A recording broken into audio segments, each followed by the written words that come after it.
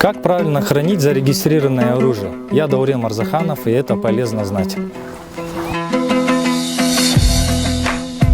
Согласно букве закона, гражданское оружие должно храниться в жилом помещении по месту фактического проживания владельца, где имеется сейф толщиной не менее 3 мм.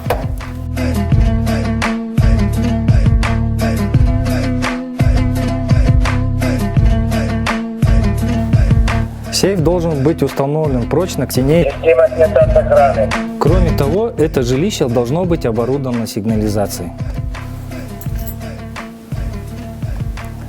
Кстати, ключи от сейфа должны быть тщательно припрятаны от домочадцев, тем более от детей.